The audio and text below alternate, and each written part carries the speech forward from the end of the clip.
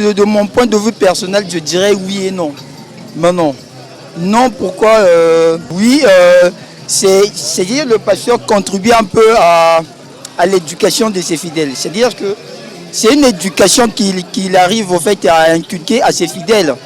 Du coup, c'est en plus, il devient en fait un parrain qui contribue à l'éducation.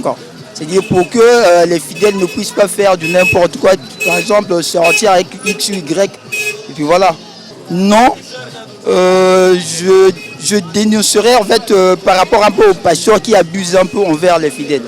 C'est-à-dire que devenir un peu maître dans tout, ou encore choisir l'homme qu'il faut, alors que des fois c'est des mariages qui ne durent pas longtemps, quoi, je veux dire. Voilà. Bon, normalement non, parce qu'ils n'ont pas ce droit de gérer l'autre là, les foyers de l'autre là des fidèles. Donc, leur devoir c'est d'apporter l'autre là la bonne nouvelle pour changer les vies des êtres humains sur terre. Donc ils n'ont pas ce droit de gérer l'autre là, les foyers en même temps au niveau de l'autre là de la sexualité des fidèles. Si je parle de cette façon, parce qu'ils ont le droit d'apporter la bonne nouvelle, de prêcher pour changer la vie des êtres humains. Donc, c'est pas pour rentrer en profondeur des fidèles, avoir l'autre là, des occupations de l'autre là, familiales. C'est pas du tout ça. Parce que leur devoir, c'est d'apporter l'autre là la bonne nouvelle. Fidèles même temps païens qui ne savent pas la grandeur de Dieu. Non, pour moi je dirais non. Parce que chacun de nous a sa façon de voir les choses et sa vie privée en fait. Donc pour lui, en fait, son rôle c'est quoi? C'est prêcher l'autre là, les fidèles, concernant la spiritualité, quoi, concernant Dieu, tout, c'est ça pour moi en fait. Et en fait, du côté de la sexualité, c'est quelque chose qui est, je dirais quoi, c'est quelque chose qui est personnel, quoi. Donc le pasteur, comme je viens de le dire, son rôle c'est juste d'instruire la personne. Si la personne ne se conduisait pas trop d'une façon bonne, tout, donc à travers la parole de Dieu et tout, donc il pourrait l'autre là changer l'état de vie de la personne, quoi. Oui, donc ramener l'autre dans une bonne voie, c'est ça au fait. Non, en fait, le pasteur, je peux dire le dernier mot revient au mari. Lorsqu'il y a le mariage, le mari a d'abord le mot d'ordre dans son foyer. Et lorsqu'il s'agit d'un problème concernant les mariés, s'il y a un problème qui ne va pas au sein de la maison, non. Les mariés peuvent automatiquement se déployer auprès du pasteur pour poser le problème. Ce problème-là peut avoir des solutions que lorsque le pasteur, par exemple, peut agir. De telle sorte que non, si dans ce foyer ça ne va pas, il y a un problème qui ne marche pas entre époux et épouse, c'est en ce moment-là où le pasteur peut intervenir. Sinon, tous les problèmes, dans des foyers, il y a toujours des problèmes. Mais il y a des problèmes qui peuvent arriver jusqu'à ce que le pasteur intervienne. Non, là je peux dire non. Le pasteur n'a pas ce plein droit-là. Parce que l'homme est propriétaire de son corps. Le pasteur, son rôle, c'est d'éduquer. Éduquer ses fidèles. Donc, que la personne soit mariée ou pas, c'est la personne elle-même de prendre conscience de soi. De faire de telle sorte que non, c'est que je suis en train de faire. Même si je suis guidé, mais j'ai d'abord le Tout-Puissant qui me protège. Le pasteur fera de telle sorte que non, je puisse me conduire sur la bonne voie. L'église, pour nous, selon l'église, on sait que c'est la maison de Dieu. Quand on parle de la maison de Dieu, on voit d'abord l'éducation.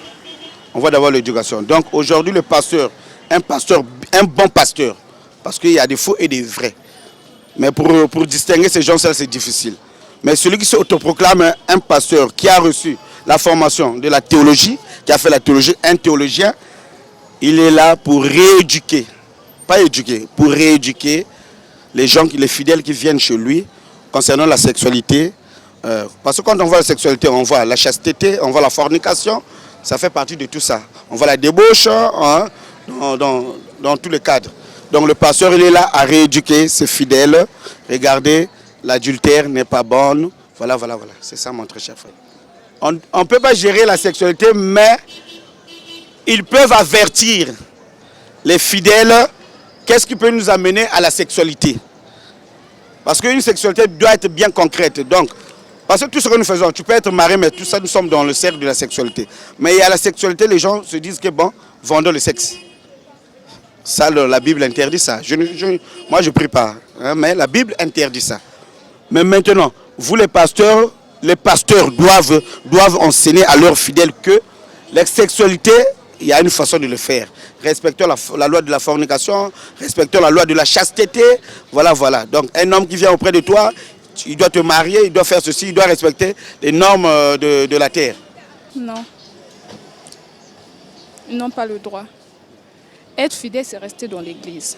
Je suis fidèle à l'église. Les pasteurs doivent se limiter à la prédication, c'est tout.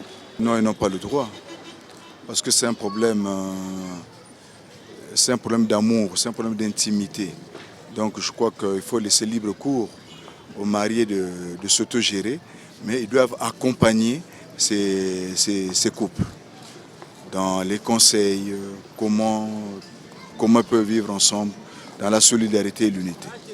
Ben écoutez, ça c'est une question à forte connotation intime. Moi je ne voudrais pas aller dans ce sens-là, parler de la sexualité des fidèles par rapport à leur pasteur. Moi je laisse cette question aux fidèles et aux pasteurs. En tout cas, vous savez, le Congo est un pays laïque, donc je ne voudrais pas aller dans le fond. Bon, je pense que lorsqu'on est fidèle d'une église, on doit être exemplaire, c'est-à-dire on ne doit pas se lancer dans le vagabondage sexuel, dans la débauche.